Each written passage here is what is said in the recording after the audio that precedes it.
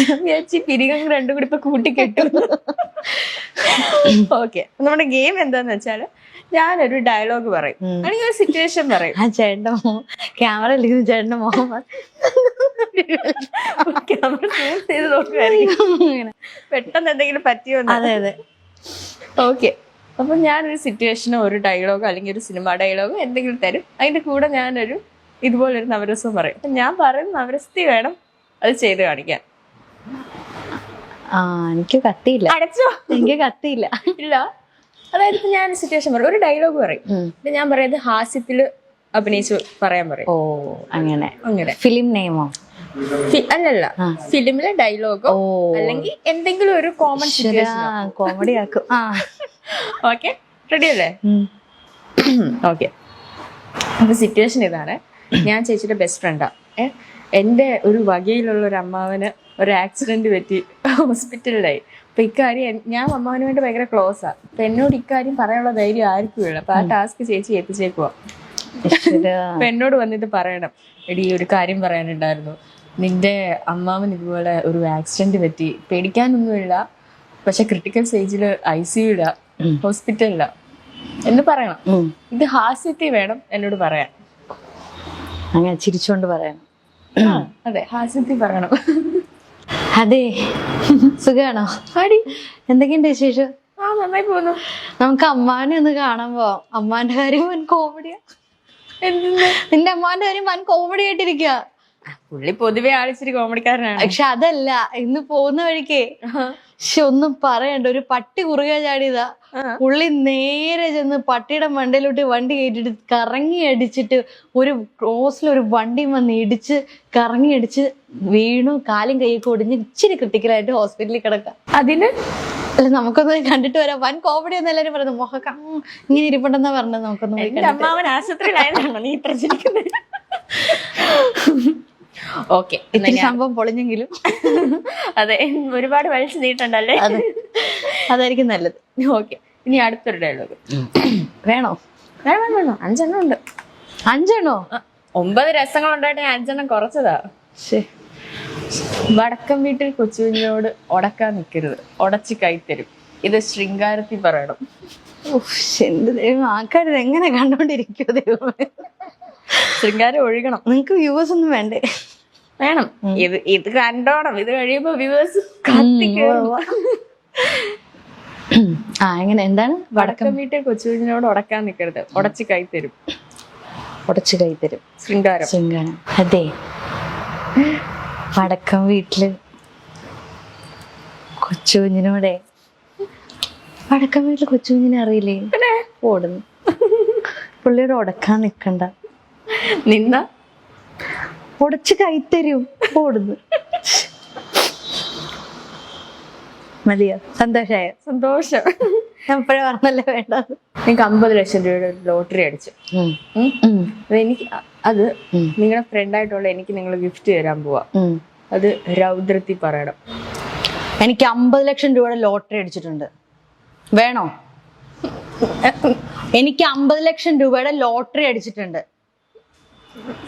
വേണമെങ്കിൽ വന്ന് എടുത്തിട്ട് പോട്ടു. അയ്യോ, അപ്പൊ എനിക്ക് തരാൻ പോവാണോ? വേണേ വന്ന് എടുത്തിട്ട് പോ. ചുമ്മാ എനിക്ക് ദേഷ്യം വന്നിട്ട് ഇരിക്കാട്ടോ. ഒരു കാര്യം ഞാൻ പറഞ്ഞേക്കാം, വേണേ വന്ന് എടുത്തിട്ട് പോ. ഇനി അടുത്തത് വീരം. വീരം കാണാൻ വലിയ ലുക്കില്ലെന്നേ ഉള്ളു, ഭയങ്കര ബുദ്ധിയാ. കാര്യം ഞാൻ പറഞ്ഞേക്കാം, കാണാനൊട്ടും ബുദ്ധി അല്ല, അയ്യോ കാണാനൊട്ടും ലുക്കില്ലെന്നേ ഉള്ളു. ഒടുക്കത്തെ ബുദ്ധിയാ. കാണാൻ ഒടുക്കത്തെ കാണാൻ വലിയ ലുക്കില്ലെന്നേ ഉള്ളു. ഓഡീഷന് വല്ല പോയിട്ടോ? ഇല്ല, ഞാൻ ഇതുവരെ പോയിട്ടില്ല. കാണാൻ വലിയ ലുക്കില്ലെന്നേ ഉള്ളു, ഒടുക്കത്തെ ബുദ്ധിയാ. കാണാൻ വലിയ ലുക്കില്ലെന്നേ ഉള്ളു, ഒടുക്കത്തെ ബുദ്ധിയാ. കേട്ടോ? എന്നാര് പറഞ്ഞു? ഓരോരുത്തരും പറയുന്നു, നമ്മളതൊക്കെ അങ്ങ് വിശ്വസിക്കല്ല. ഇപ്പൊ എന്താ ചെയ്യുന്നു? നീ അടുത്തത് കരുണം. ചിരിച്ച് ഞാൻ ചാവും. എക്സ്ക്യൂസ് മീ, കാക്ക തൂറിന്നാ തോന്നണേ. കരുണമാണേ നമ്മുടെ. തെറ്റിടാ.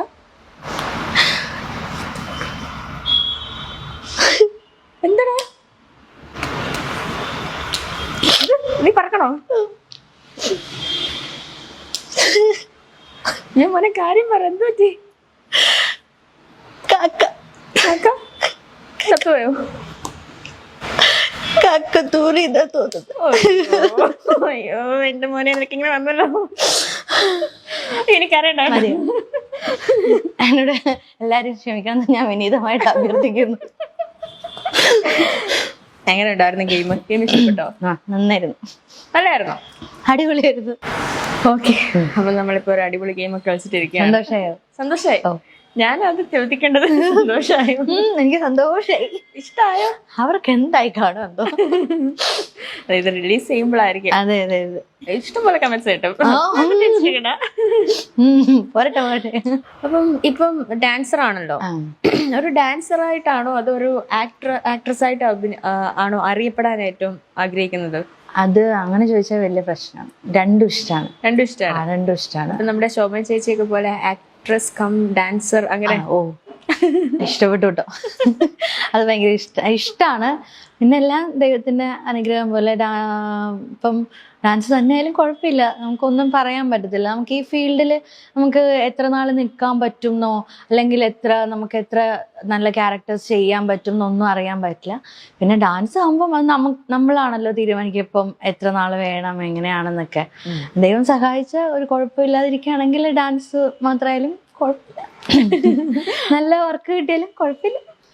ഞാൻ എല്ലാത്തിലും ഹാപ്പിയാണ്. എല്ലാത്തിലും ഹാപ്പിയാണ്. അങ്ങനെ ഇന്ന ഒരു നിശ്ചിതമായിട്ടൊരു എയിം? ഓ, അങ്ങനെയൊന്നുമില്ല. ലക്ഷ്യമില്ലെന്ന്. ഓ, അപ്പൊ ഞാനൊരു ലക്ഷ്യമില്ലാത്തവളായിരുന്നു അല്ലേ? അതിപ്പോ മനസ്സിലായല്ലോ. മറ്റേ ഇന്ന് തന്നെ ഒരു ഭിത്തിയിൽ ഇങ്ങനെ എഴുതി വെക്കണേ എയിം എന്ന് പറഞ്ഞിട്ട്.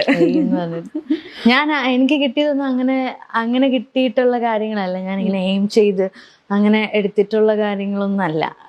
അതൊക്കെ എങ്ങനെയൊക്കെയോ സംഭവിച്ചു പോയി. ഓക്കെ, ഈ ഫീൽഡിൽ ഏതെങ്കിലും ഒരു ഗോഡ് ഫാദർ ഉണ്ടോ ശരിക്കും? ലൈക്ക് എന്ത് കാര്യത്തിനും ഉപദേശം തരുന്ന, ഓടിച്ചെല്ലാൻ പറ്റുന്ന, ഹെൽപ്പ് വഹിക്കാൻ പറ്റുന്ന, റെക്കമെൻഡേഷൻസ് ചെയ്യുന്ന അങ്ങനെ ആരെങ്കിലും? അങ്ങനെ ഒരാളുടെ പേര് നമുക്ക് അങ്ങനെ പറയാൻ പറ്റിയ, എനിക്ക് ആദ്യമേ മുതലേ എൻ്റെ കൂടെ നിന്ന് എന്ത് ചെറിയ ചെറിയ കാര്യത്തിനായാലും പോലും ആദ്യമേ തന്നെ എപ്പോഴും കൂടെ നിന്ന് സപ്പോർട്ട് ചെയ്യുന്നത് അമ്മ അച്ഛനും തന്നെയാണ്. അത് ഞാൻ ഏത് വഴിക്ക് പോണ ആ വഴിക്ക് പോയാൽ അത് വേണ്ട, അത് തെറ്റാണെന്നൊന്നും ഇത് വഴിക്ക് പൊക്കോ അങ്ങനെ പറഞ്ഞ് അതായിരിക്കും നല്ലതെന്നൊക്കെ പറഞ്ഞു വിടുന്നത് അവർ തന്നെയാണ്. പിന്നെ നമ്മുടെ കൂടെ വർക്ക് ചെയ്യുന്നവരൊക്കെ ഇപ്പം എന്തെങ്കിലും ഇങ്ങനെ ഒരു ക്യാരക്ടർ വന്നിട്ടുണ്ടോ, ചെയ്യണോ, ഒക്കെ ആണോ എന്നൊക്കെ ആരോടെങ്കിലും ചോദിച്ചാൽ അങ്ങനെ പറഞ്ഞു തരുന്ന ഒരുപാട് ഫ്രണ്ട്സ് ഒക്കെ ഉണ്ട്. ഓക്കെ, ഇപ്പം അച്ഛൻ ആർട്ടിസ്റ്റ് ആണെന്ന് പറഞ്ഞു. ഈ അമ്മയ്ക്കും അനിയനും ഒക്കെയുള്ള ടാലൻസ് എന്തൊക്കെയാ? അമ്മയ്ക്ക് എന്റെ പുറകെ ഇങ്ങനെ നടന്ന്